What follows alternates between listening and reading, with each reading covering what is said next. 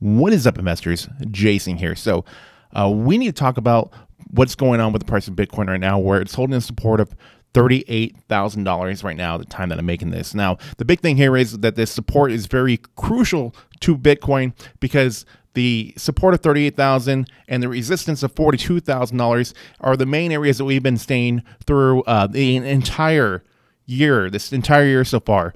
We've been able to go above the price of $42,000 a couple times and work our way up to that other resistance of seeing Bitcoin trying to go to $48,000 a couple times this year. We tested a couple times, but we've had no luck. So far, we've seen Bitcoin fall through that $42,000 support multiple times this year and then fall back to the support of $38,000. And so we're again working on that $38,000 support, $42,000 resistance. That's just kind of been how this year has been going so far. But we are in the third month of the year. This is March. So the big thing here is that we're about to see the first quarter of 2022 end. Now, it used to be what the stock market did was one thing, what the crypto market did was another thing. But now there's so many institutions that are invested into cryptocurrencies. I mean, mostly, of course, Bitcoin and Ethereum, and who knows what altcoins they're invested into. But for the most part, Bitcoin and Ethereum are the large holders by institutions, and many people that are now invested into cryptocurrencies are making about 5% of their portfolios. And the thing here is that when we are seeing the stock market, take a hit, we're seeing the crypto market take a hit as well. And the thing here is with all these altcoins, they're mirroring a lot of what the price of Bitcoin is doing. So if we're seeing Bitcoin fall, then we're seeing the altcoins fall as well. And these are things that we need to be paying attention to. So in today's topic, what I really just want to do is I want to go into the details of each new quarter that we see Bitcoin intertwined in with the stock market, how it actually does play a role as we end or begin each new quarter, and just go into the consolidation and the similarities that I see and what we might be able to expect as we do get into the second quarter of 2022. So as we get to it, if you guys don't mind, please do me a huge favor. Please be sure to smash the story, annihilate, or just gently press that like button. Help me out with the YouTube algorithm, help spread the video to more people that might find it interesting, and subscribe to me on other platforms as well. Now let's get to it.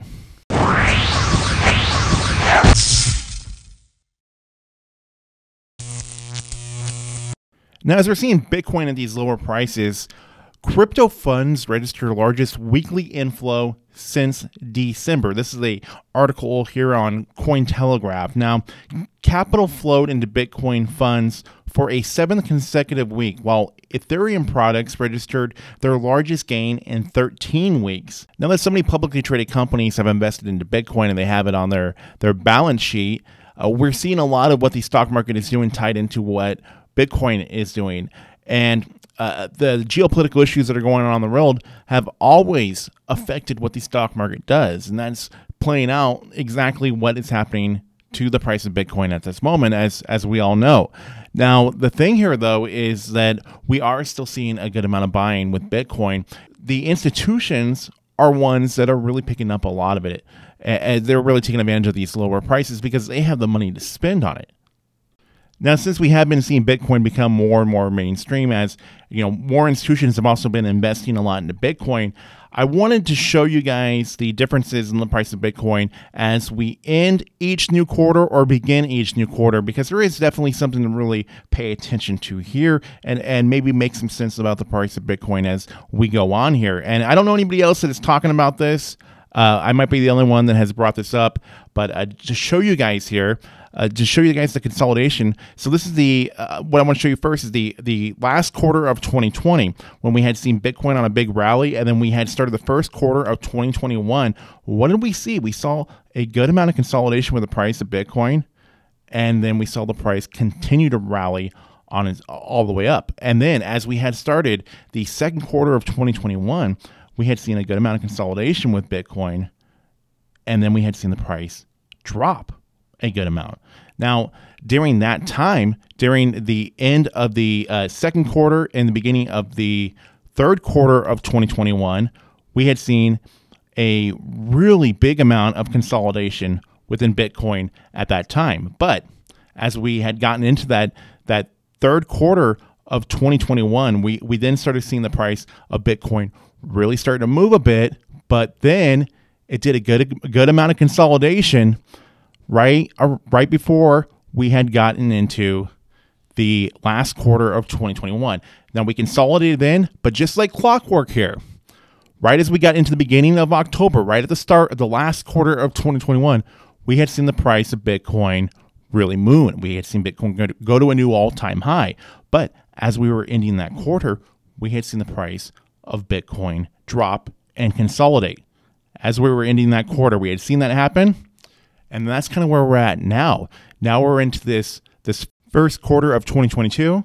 And what are we seeing? We're seeing the price of Bitcoin, just moving along sideways here. Of course, these geopolitical issues are affecting it, but I wouldn't be surprised as we do start the next quarter of 2022. What are we going to see? I think we might be seeing the price of Bitcoin possibly trending up because we are seeing a really good amount of consolidation right now. And I think we're going to see more consolidation as we do end the month. And I wouldn't be surprised if we don't see the price of Bitcoin moving right after that.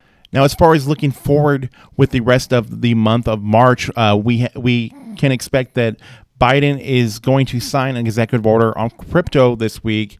And the executive order that was previously expected back in February 18th. Now, the executive order would provide instructions to government agencies who would report back to 3 to 6 months. Now, I think that this bill, though, could be really good news because the government isn't just shutting everybody out. They're listening to recommendations from companies that are involved in crypto. They're listening to Coinbase, FTX, and several other companies as well. And that's why I think that there might be some good news in this bill for crypto and some very bullish things to look forward to. But who knows? I mean, it might be the opposite. There might be some things that can be very bearish for crypto. But I hope in the long term, there might be some good things that to be bullish on with crypto in the long term. But anyways, I'd like to hear your guys' thoughts and opinions on that, as well as what do you guys think about the changes in the price of Bitcoin every quarter? Do you guys see the similarities that I'm pointing out here? And what do you guys think about that? Do you guys think that we might see Bitcoin go into a rally in the second quarter of 2022? I'd like to know. So, of course, these geopolitical issues could be something that can definitely affect the price of Bitcoin for who knows how long. But I think we might see things turn around here soon, in my opinion. But anyways, that being said, please like, share, comment, subscribe. New content coming on my channel all the time. Thank you guys for watching.